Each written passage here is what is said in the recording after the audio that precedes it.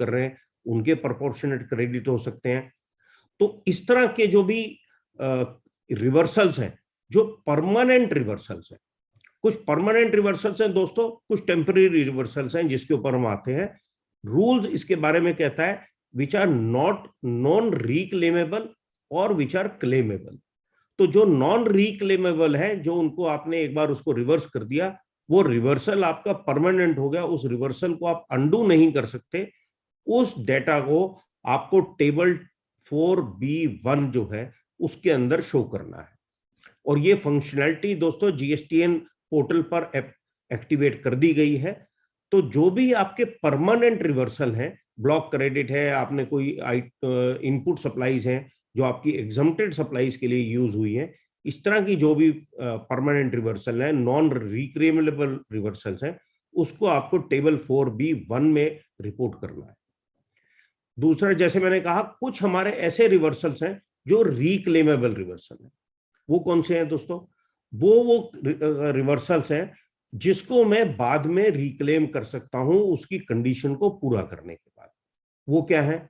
जैसे मान लीजिए मैंने किसी वेंडर की पेमेंट करनी थी, आप जानते हैं 180 डेज में अगर हम पेमेंट नहीं करते हैं तो हमें उसका इनपुट रिवर्स करना होता है। तो 180 डेज के अंदर मेरे को पेमेंट करनी थी, उसको मैंने पेमेंट नहीं की, वो मैंने रिवर्स कर दिया। लेकिन मेरे को रूल्स ये अलाउ करते हैं कि जब भी मैं उसको पेमेंट करूंगा तो उस आईटीसी को मैं दोबारा से क्लेम कर सकता हूं। तो ये मेरा हुआ रिक्लेमेबल रिवर्सल।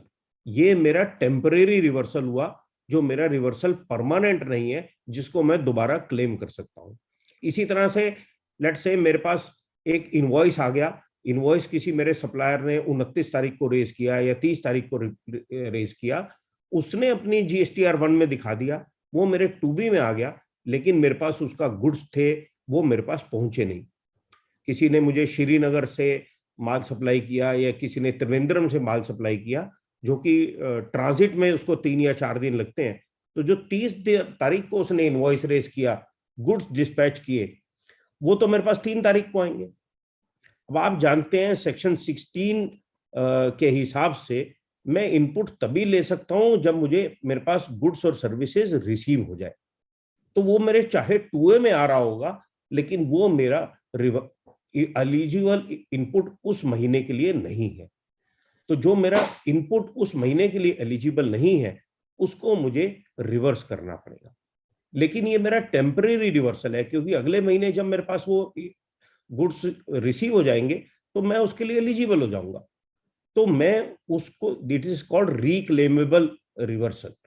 तो इसको मैं पहले रिवर्स कर दूंगा और उसके बाद इसको मैं रिक्लेम कर लूंगा जब मेरा एलिजिबल हो जाऊंगा।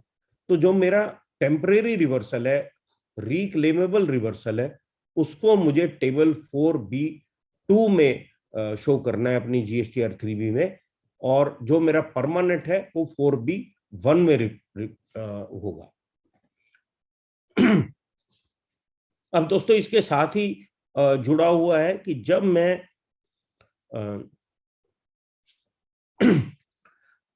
इसको दोबारा क्लेम करूंगा, तो इसको दोबारा क्लेम में करूंगा टेबल 4A5 में, ऑल अदर आईटीसी में। तो क्योंकि मेरा एलिजिबल है, तो मैं जब भी एलिजिबल होऊंगा इसको मैं क्लेम कर सकता हूं। तो इसको मुझे टेबल 4A5 में डिक्लेयर करना है ताकि वो मेरा इनपुट टैक्स क्रेडिट में आ जाए। अब 4A5 आप जानते हैं कि जो जीएसटीआर 3B का टेबल 4 है, उसका स्ट्रक्चर ऐसे है कि 4A टेबल में आप इनपुट टैक्स क्रेडिट क्लेम करते हैं, 4B में आप रिवर्सल करते हैं, और 4C में जो नेट अमाउंट बचता है वो आपकी क्रेडिट लेजर में ट्रांसमिट हो जाता है। तो इसका मतलब 4A, 4B और 4C, इनकी करेक्ट रिपोर्टिंग जो है वो बहुत जरूरी है। 4C अपने आप ऑटोमेटिकली कैलकुलेट होता है, तो 4A और 4B में करेक्ट डेटा रिपोर्ट करना जरूरी है ताकि आपके क्रेडिट लेजर में करेक्ट अमाउंट ऑफ डेटा जाए और करेक्ट इनपुट टैक्स क्रेडिट आपको मिल सके। लेकिन जो आप इनपुट टैक्स क्रेडिट रिक्लेम कर रहे हैं, रूल ये कह रहा है कि उसकी रिपोर्टिंग आपको 4D1 में भी करनी है। उसकी डिटेल आपको 4D1 में बतानी है क्योंकि table 4A5 all other ITC जो है उसके अंदर करंट मंथ का डेटा भी हो सकता है और भी हो सकता है। तो जो आपने रिक्लेम किया है उसको आपको 4D1 में रिपोर्ट करना है। जैसे मैंने कहा कि डेट इनपुट का जो है मेरी कैलकुलेशन, उसके लिए 4A और 4B ही रेलिवेंट है। 4C में रिजल्टेंट फिगर आती है जो मेरे क्रेडिट लेजर में चली जाती है। तो 4D जो है वो एक सिर्फ रिपोर्टिंग का पर्पस है, उससे मेरी इनपुट टैक्स क्रेडिट के ऊपर फर्क नहीं पड़ता। ये बात सही है कि अगर आप उसको कहीं सही ढंग से रिपोर्ट नहीं करेंगे तो टैक्स अथॉरिटीज आपने जो क्रेडिट लेजर में अमाउंट डाला है उसको चैलेंज कर सकती है और अननेसेसरी आपको एक क्वेश्चन, आपको एक नोटिस भेजा जा सकता है और आपका काफी सारा टाइम जो है उसको एक्सप्लेन करने में वेस्ट होगा। तो इसलिए अच्छा यही है कि जब हम इसकी रिपोर्टिंग करें तो 4A और 4B में जो भी इंफॉर्मेशन हो वो एज पर रूल्स जो इंफॉर्मेशन मांगी गई है उसके हिसाब से डिक्लेयर करें। अगर आप दोस्तों देखें, आजकल हम लोग सारे टैक्स ऑडिट में भी इन्वॉल्व हैं और टैक्स ऑडिट में जो 3CD की क्लॉज 44 है उसमें भी बहुत सारा जीएसटी का डेटा मांगा जा रहा है। तो जिन लोगों ने भी GSTR 3B प्रॉपर तरीके से फिल की है, उसमें इनएलिजिबल की आइटम दिखाई है, जो रिवर्सल की चीजें दिखाई हैं, उनके लिए आज क्लॉज 44 भरने में इतनी ज्यादा डिफिकल्टी नहीं आ रही है।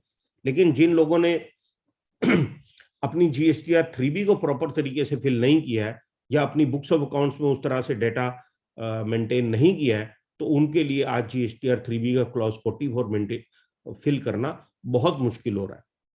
तो इसलिए मेरी सजेशन ये रहेगी कि आप जो भी रिक्वायरमेंट है, चाहे वो आपके इनपुट टैक्स क्रेडिट के ऊपर असर डालती है या वो सिर्फ रिपोर्टिंग के रिक्वायरमेंट है, उसको आप बिल्कुल सही तरीके से अपनी बुक्स में कैप्चर करें और उसको आप प्रॉपरली रिपोर्ट करें, ताकि आपको कल अपनी वेरियस जो रिपोर्टिंग्स हैं, चाहे वो 3CD में है या कोई और रिपोर्टिंग कल आ सकती है, उसमें कोई आपको दिक्कत ना आए।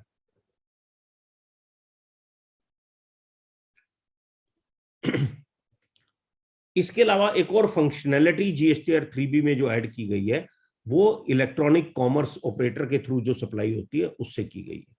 दोस्तों जैसे आप जानते हैं 1 अगस्त 22 से सेक्शन 9(5) के हिसाब से जो ई कॉमर्स ऑपरेटर से आप कर रहे हैं, जो नोटिफाइड सर्विसेज है, जैसे नोटिफाइड सर्विसेज हैं, पैसेंजर ट्रांसपोर्ट सर्विसेज हैं, अकोमोडेशन सर्विसेज हैं, हाउस कीपिंग सर्विसेज है, तो कुछ नोटिफाइड सर्विसेज हैं जिसके लिए सरकार ने कहा है कि इसके ऊपर टैक्स ई कॉमर्स ऑपरेटर देगा। तो जो सप्लायर है उन सर्विसेज का, उसको उसके ऊपर टैक्स नहीं देना है। तो ये एक अलग किस्म क्या हो गया, एक जगह हम सप्लायर टैक्स देता है, एक जगह रेसिपिएंट टैक्स देता है रिवर्स चार्ज के हिसाब से। ये तीसरी कैटेगरी होगी जहां पर ई कॉमर्स ऑपरेटर टैक्स दे रहा है। लेकिन डेटा तो रिपोर्ट करना है सप्लायर को भी, क्योंकि टर्नओवर तो सप्लायर का है, और ई कॉमर्स ऑपरेटर को डिक्लेयर करना है क्योंकि टैक्स ई कॉमर्स ऑपरेटर को देना है। तो इसके लिए इन्होंने कहा है कि एक टेबल 3.1.1 जो है GSTN ने 3B में ऐड की गई है, जिसमें ई कॉमर्स ऑपरेटर और सप्लायर दोनों इस टर्नओवर को डिक्लेयर करेंगे। लेकिन जो ई कॉमर्स ऑपरेटर है वो 3.1.1 सब कॉलम आई जो है 1 उसके अंदर डिक्लेयर करेगा, और उसको 3.A में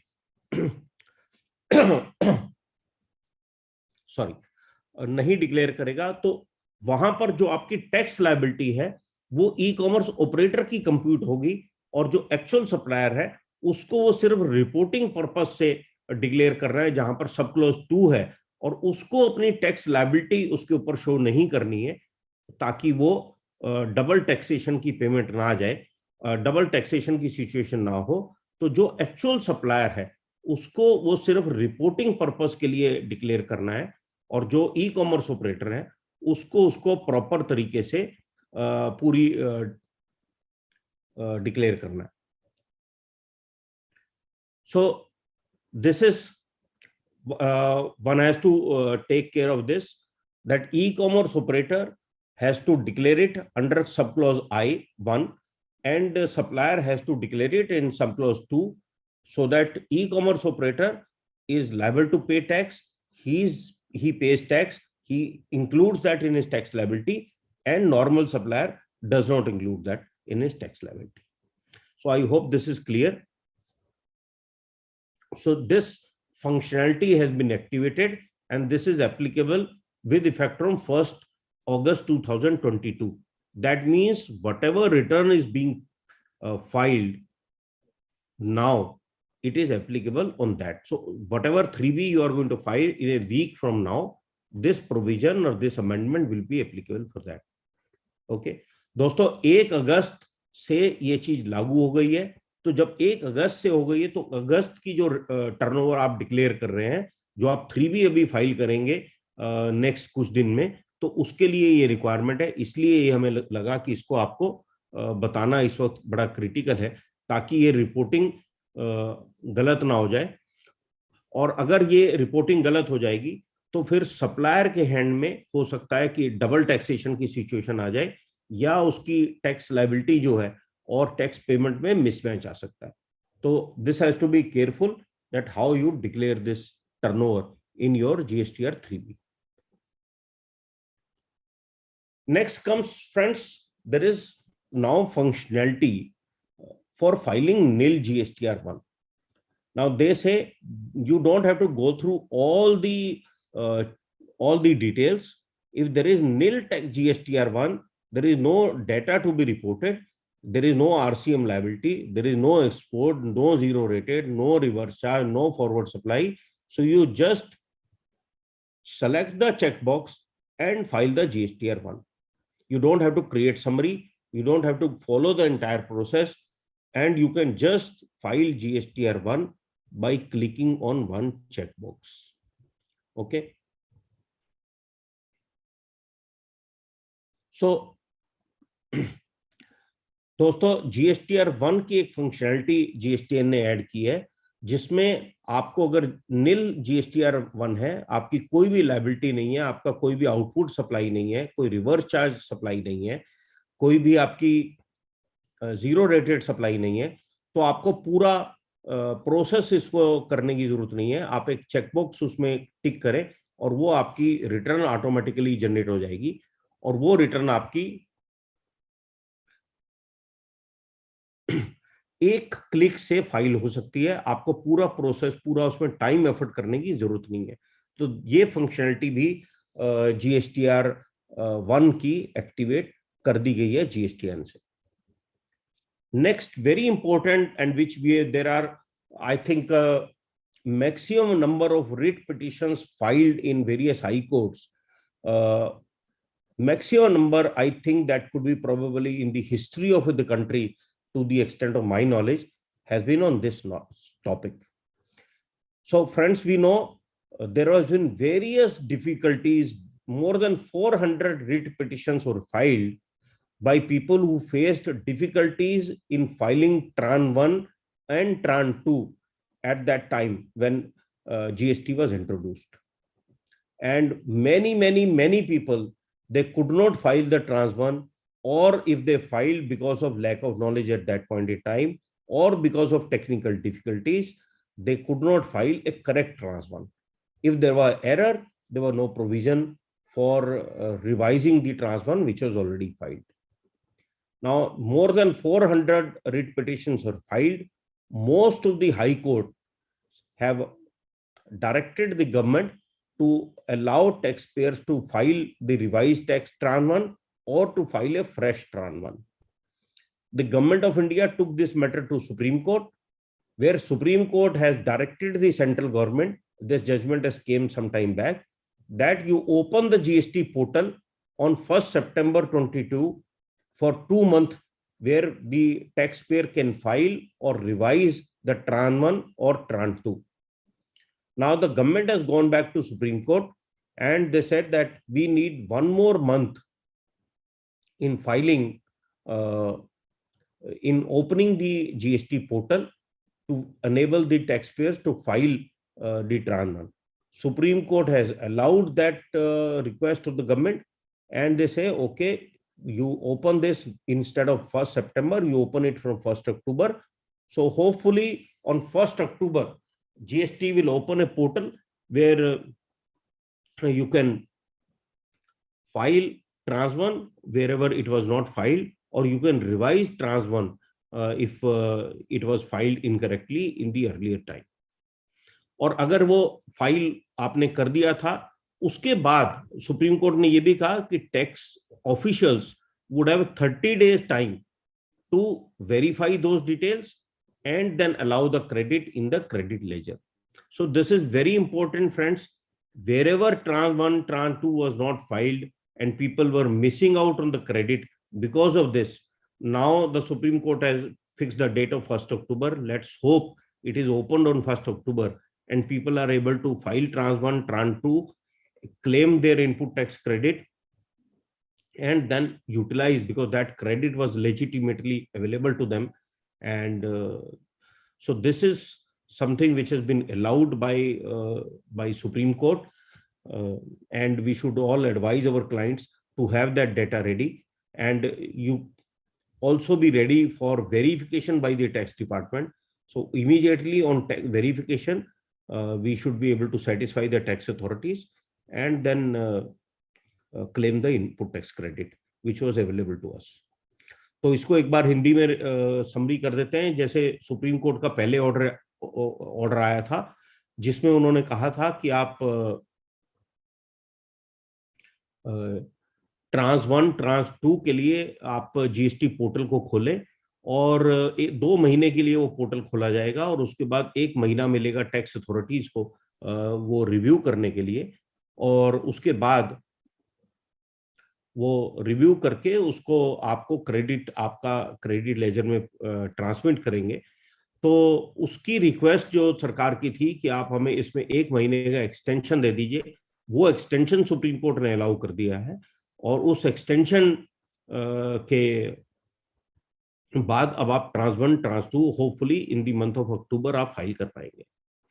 सुप्रीम कोर्ट ने ये भी कहा है कि ये सिर्फ टाइम एक्सटेंशन का ऑर्डर है, ये ऑर्डर इस बात का नहीं है कि आपका वो जो क्रेडिट था वो वैलिड था या नहीं था, या वो सेक्शन 140 के अंदर आप अलाउड थे या नहीं थे, इसका इस ऑर्डर से कोई लेना देना नहीं।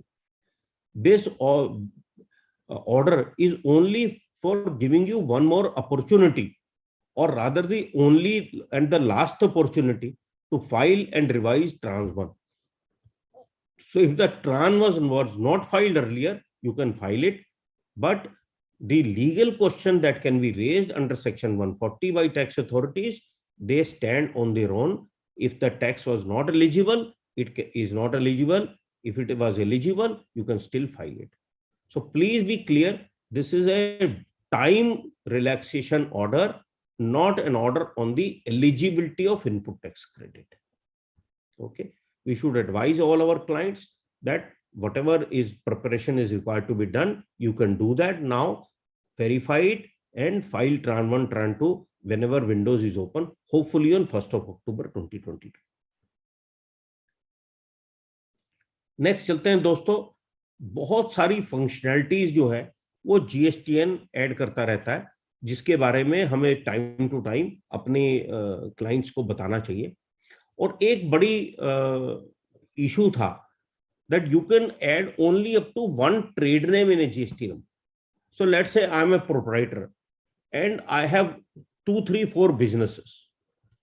I can have 2, 3, 4 trade names, separate trade names for all my businesses.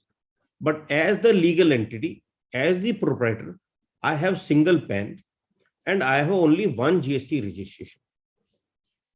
So in that case, I was not allowed to add those 4 or 5 trade names in my GST registration.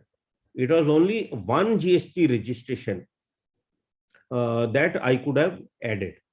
Now GSTN has opened this, they have allowed you can add 9 more trade names. So you can have 10 trade names which you can add to a single GST registration.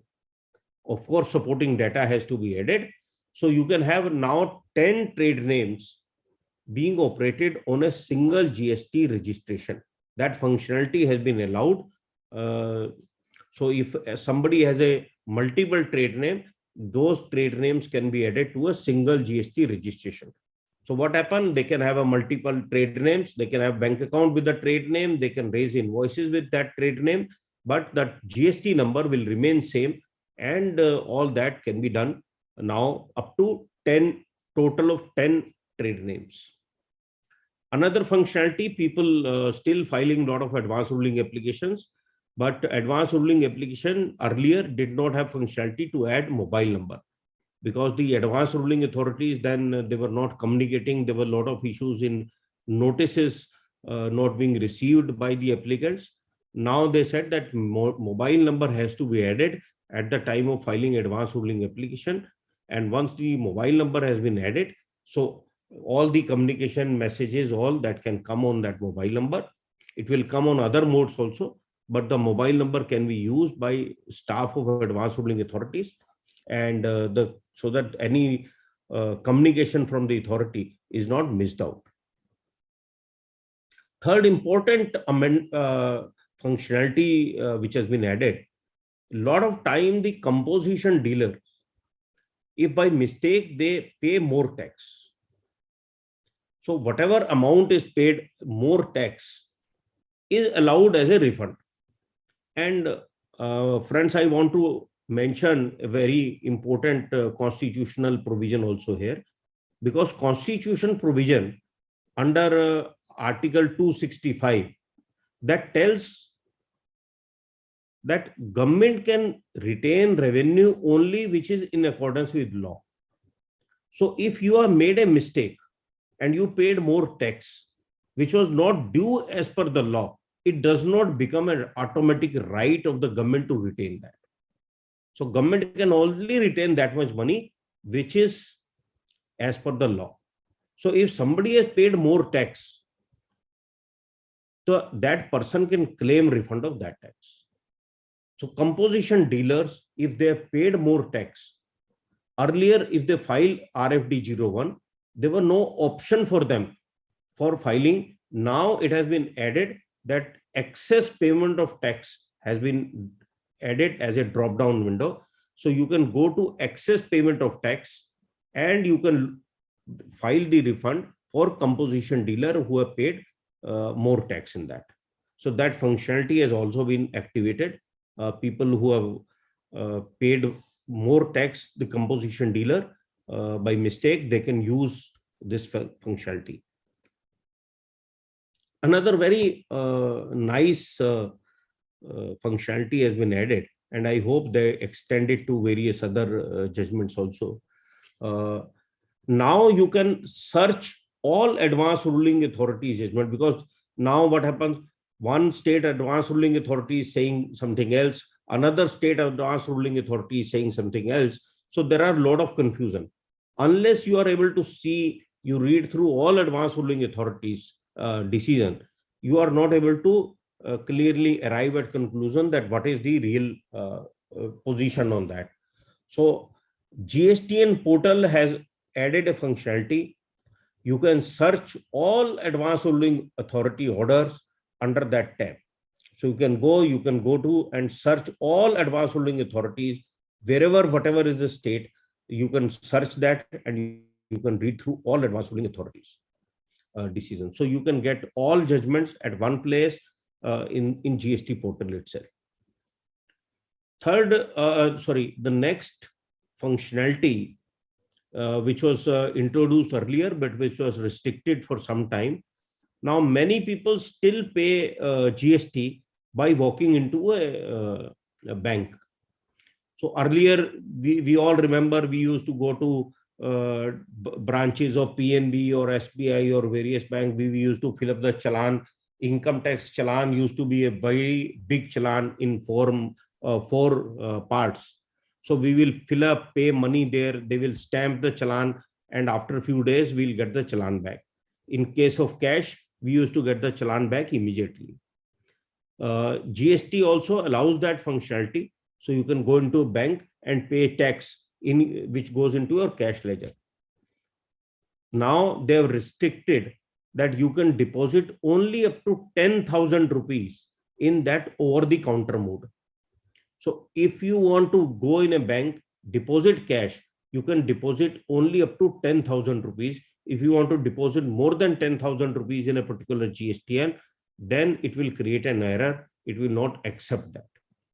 So if more than 10,000 rupees has to be added, then you have to follow any other mode of an NEFT, RTGS, whatever.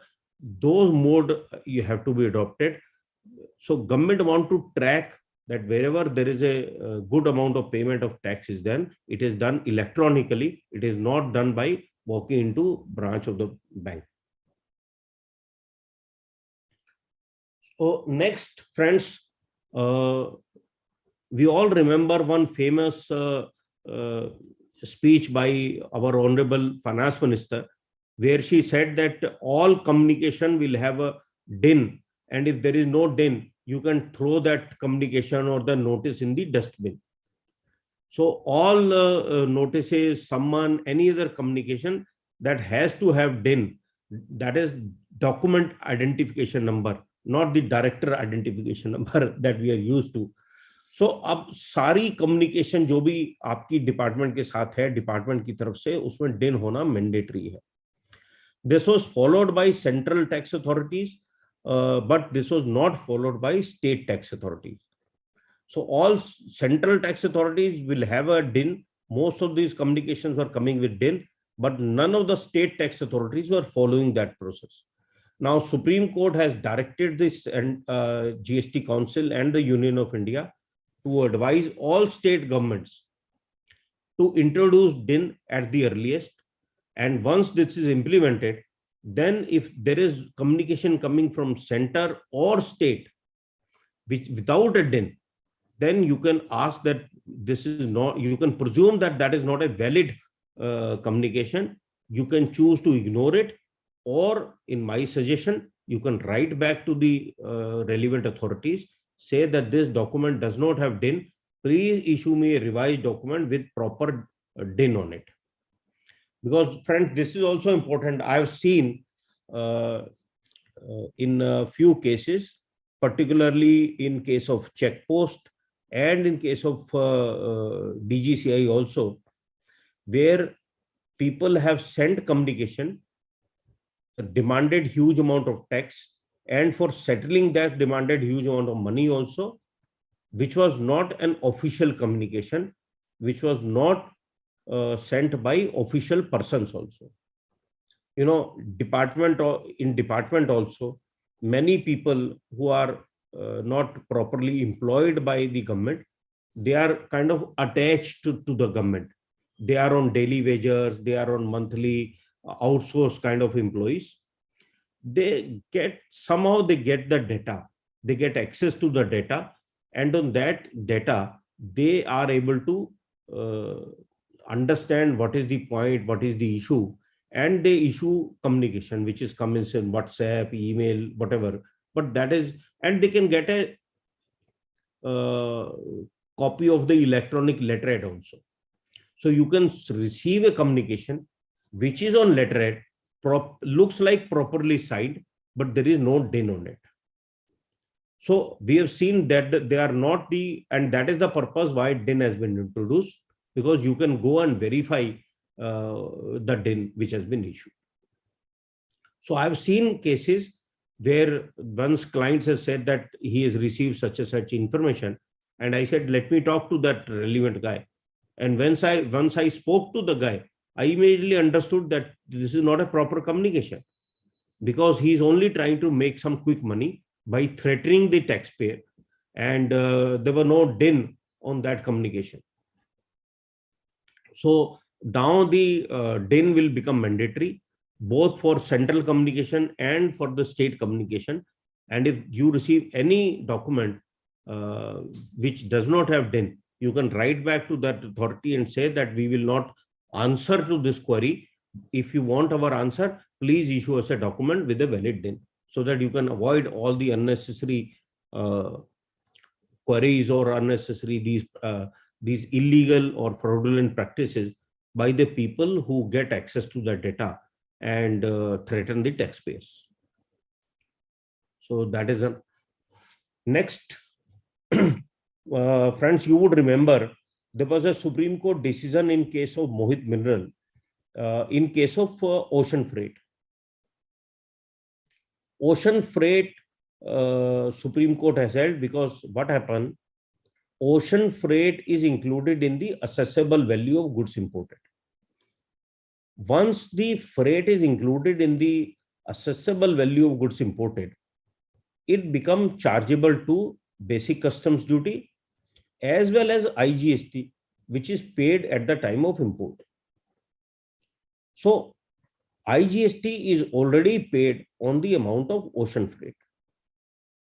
Ocean freight was also introduced as a standalone levy under RCM, where any importer of goods is also liable to pay GST, IGST on RCM basis on that ocean freight amount. Now this becomes a double taxation, because you are paying GST as part of custom duty on ocean freight, because it is included in the assessable value, and you are also paying GST as a reverse charge on ocean freight as an importer of service.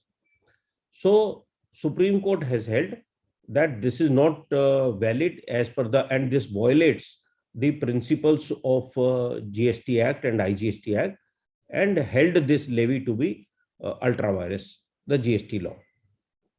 On that basis, they quashed this levy. Before that and even after that, various high courts, particularly Gujarat High Court, Rajasthan High Court, and other high courts, have allowed refund of GST which has been paid on ocean freight. So then we had two classes of taxpayers, because many clients, they have paid GST on ocean freights and they have claimed input tax credit and utilized that input tax credit. So they were not in any difficulty whatsoever. But many clients, maybe dealing in liquor, maybe in some other, let's say some builder has imported some sanitary items or something, okay, from outside India. So they were not able to utilize that input tax credit. For them, this GST was becoming a cost. So they approached the High Courts, and High Court said that since the levy is ultra vires, you should be allowed a refund. And High Courts have directed various tax authorities to grant refund. Unfortunately, at the field level, at the ground level, these refunds are not being granted very smoothly. Even one tax officer have even said that CBIC has not accepted the order of the Supreme Court, which is clearly a erroneous statement to make, because once the order of Supreme Court is passed, there is no question of accepting or rejecting. Supreme Court order is binding on every citizen of the country in terms of Article 141, and that order of that tax authorities were clearly wrong. But now what they have started, they are raising various kind of questions and try to reject these refund applications on one ground or another. Why this is being done?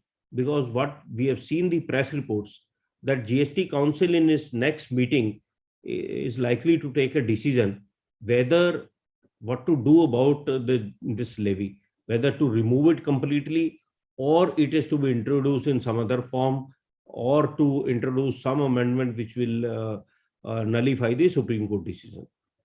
So the tax authorities probably would be thinking that till the time GST Council finally decides on this matter, let's not grant any refund.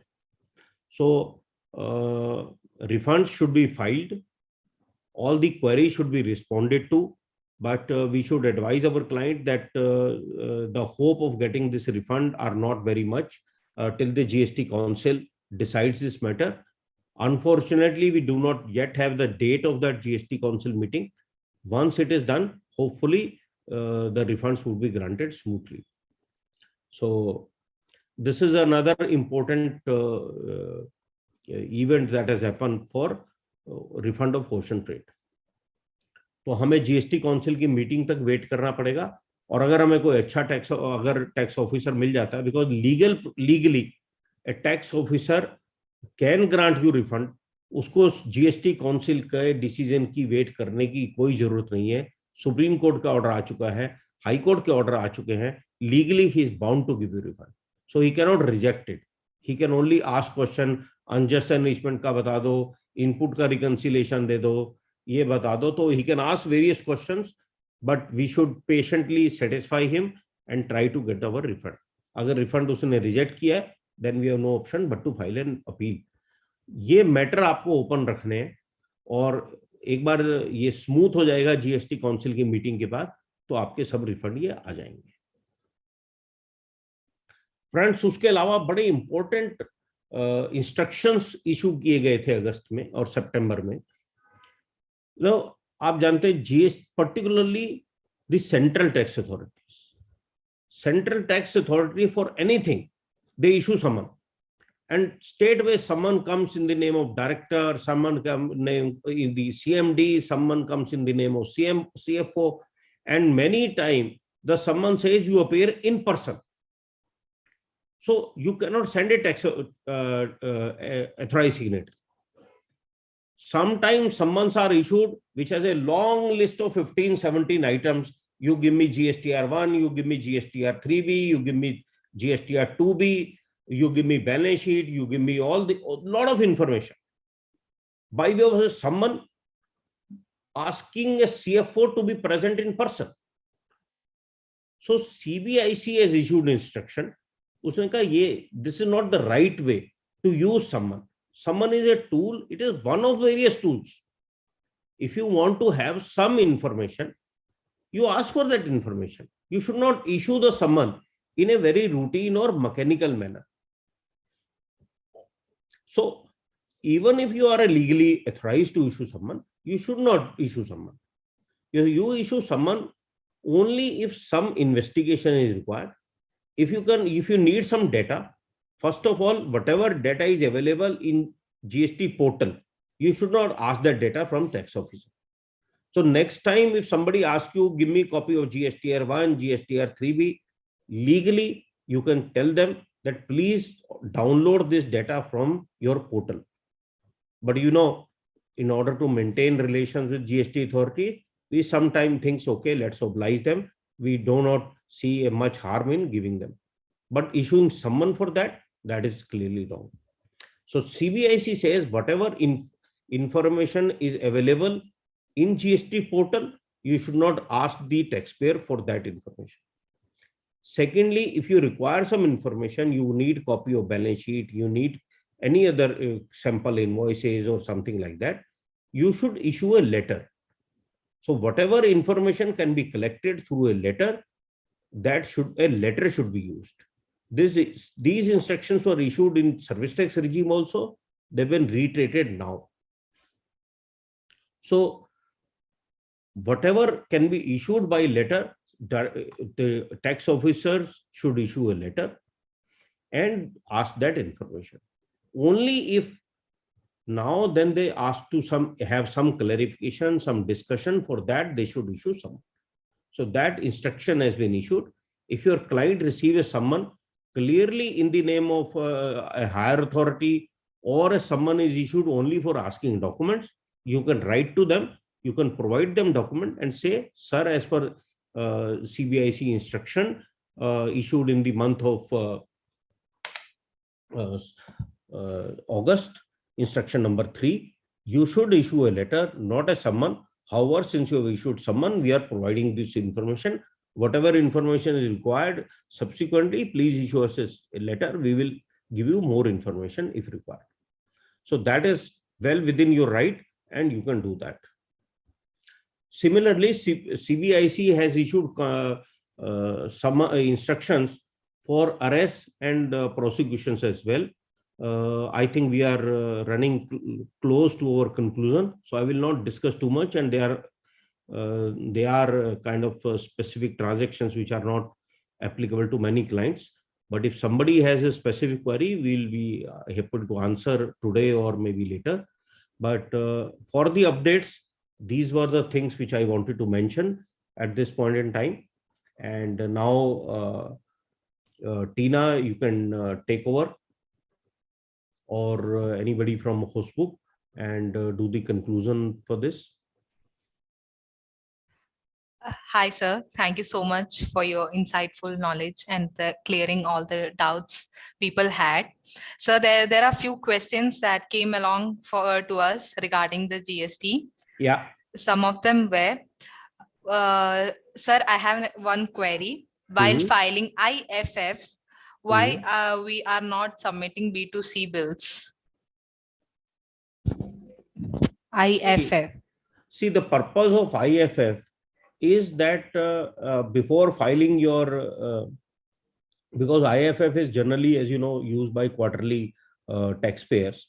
And what happened when the quarterly taxpayers were filing return on a quarterly basis, the large taxpayer who were to avail credit, they used to get credit only after 3 months.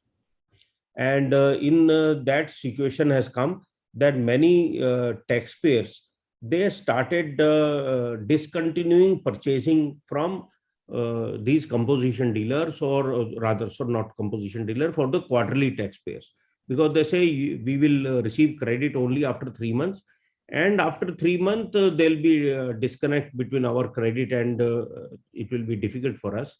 So the government says that quarterly taxpayers can upload the B2B tax invoices in IFF, so that it goes into the 2A and 2B of the recipient. They can avail credit, and the taxpayer, because we want to facilitate him by quarterly filing of GST or 3B, he can file the quarterly return. So it is to manage both at the end of the tax receivers and the taxpayer, because in case of B2C invoice, there is nobody who is to take credit. There is no need for uploading B2C invoices at the time of IFF. So there's another question. Yeah. Can we add multiple GST of a customer? To what? In software, so there's only that. The query is not clear. Okay. Multiple GST of a customer in what? Okay. Obviously, if I'm raising invoice, I will raising invoice to one GST only. If I'm supplying goods or services, that would be to one only. So maybe this query to be the HostBooks, if they buy your software as a CA, can they add multiple GST of the customers? So I think that answer is yes. But if they clarify the query, we will answer that. Okay. So as CA Kamal Aggarwal has said, as a CA, you can add multiple GST on HostBooks. So with that, I would like to announce that we are having a very special offer for each one of you watching today. Special Friday offer, flat 10% off on every software, on each and every software, to make your life easier, make your business easier. Now you can file GST, add invoices, every activity that takes time. Now you can do very easily with HostBooks, with flat 10% off on our products. If you are interested, ask us and we will provide you the link directly, and you can enjoy your Friday without any disturbance, without any going through multiple GST portals, or without taking much time, and having fun with your family. So please ask us in the chat box if you are excited as well with us. And the offer will be valid for only today. Only today we are having this flat 10% off. Okay, so hope everybody enjoyed this, and hope we as HostBooks can make your life more easier, more as we have done earlier as well for 1 lakh customers as such with these. And if you are a new person here, hi, welcome. Welcome to our session. And if you are looking for such software that make that for income tax filing, e-invoicing, GST, any such help in your accounting experience, in your financial need, we are always here for you. So and try us today itself with, so because we are offering you flat 10% off special offer with we are providing you a link in the Q&A session in the chat box. You can directly go through it and enjoy this special offer today. Enjoy our special offer. If you have any query regarding the software or anything, if you are interested, ask us in the Q&A session.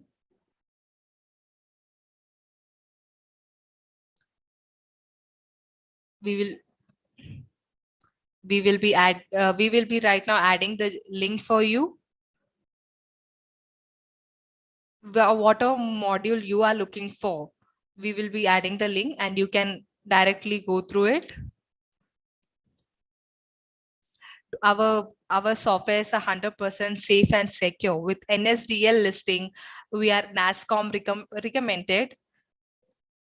We are NASSCOM recommended. Now you can integrate all your filings directly. You can do your bank reconciliation in real time, know all your wherever errors are happening at real time without going through multiple times, without having any issue. With HostBooks software, you can definitely we are here to help you. So hope so HostBooks software can help you much needed. So thank you so much for joining today. Thank you, Tina. And I request all participants to send all the questions or any topic which they want to be included in the next webinar in the HostBooks Facebook page. And whatever is the topic you want, you can add. We will try to include them in our next webinar. Thank you very much. Okay, sorry to disturb, sir. Right now, I've got a special information that we are offering flat 15% off on our HostBook software. So we are having a mega sale for all the watchers, all the audience today. And as Kamal sir has already recommended HostBooks for all of you, for you to easily file your GST. So hope this 15% can help you more. Flat 15%. We have already provided you the link in the chat box. You can definitely. You can also find these links in our YouTube channel. We have shared the link in the YouTube as well. This offer is for only today, and you can already find the link in the YouTube HostBooks Limited. Find all the links for this flat 15% off discount on our YouTube channel as well. Okay. Hope all of you have enjoyed this webinar. Thank you so much for.